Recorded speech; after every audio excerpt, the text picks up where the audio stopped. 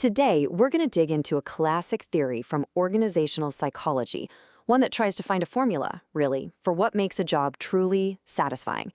We're talking about Hackman and Oldham's job characteristics model. I mean, we've all wondered this, right? What's the difference between a job you dread on Sunday night and one that actually gets you excited to start the week? Is there some kind of secret recipe for the perfect job? Well, a couple of researchers decided to find out.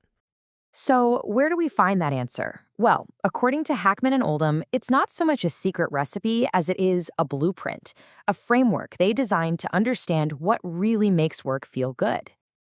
And here it is, their roadmap to better work. Just at a glance, you can see how it connects specific features of a job, what they call core dimensions, to our own internal psychological states. And those states are what lead to all the positive outcomes. So, let's break this down. So the really crucial point here is this. It's not just about the pay or the fancy title. The model argues that the way your daily tasks are actually structured, how the job is designed, has a direct and pretty predictable impact on how much you're going to like your work. So let's start with the absolute foundation of the model, the 5 core job dimensions. You can think of these as the essential ingredients you need to cook up a motivating job. First up is skill variety, and it's pretty much what it sounds like. Are you doing the same single repetitive task all day long? Or does your job let you use a bunch of different skills and talents? Maybe using your analytical brain in the morning and your creative side in the afternoon. That's the variety that keeps things from getting boring. Next up, task identity. Now, this one is all about seeing a project through from the very beginning to the very end. It's the difference between, say, tightening a single bolt on an assembly line versus being the person who builds an entire piece of furniture. Seeing that finished product that you made, that is incredibly satisfying. Then we have task significance. This one's a big one. Does your work actually matter? Knowing that what you do has a real, positive impact on other people, whether it's your coworkers, the company, or maybe even the world, that gives your work a deep, deep sense of purpose. Autonomy is all about control. Do you have the freedom to decide how you're going to tackle your work?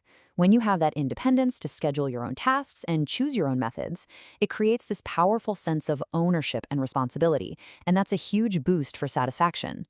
And finally, there's feedback. This one is absolutely critical. I mean, how do you know if you're doing a good job?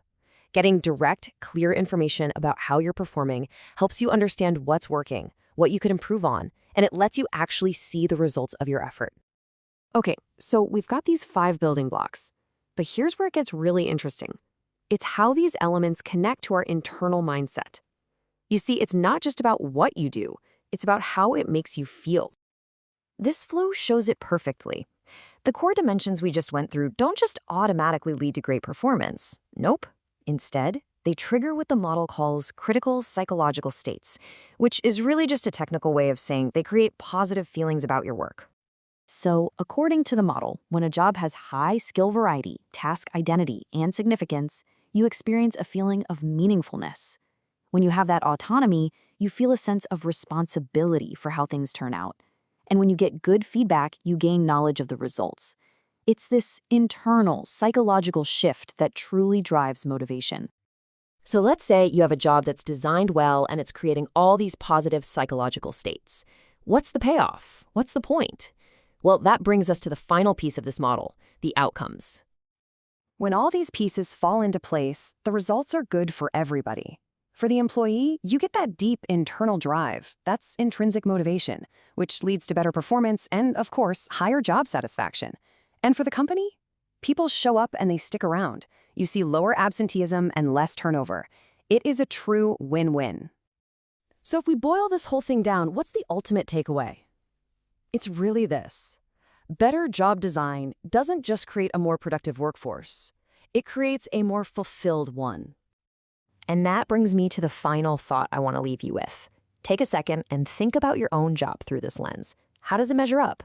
Where does it really shine? And where could it maybe use a little improvement? Understanding this blueprint, it might just give you the language you need to make your own work that much more satisfying.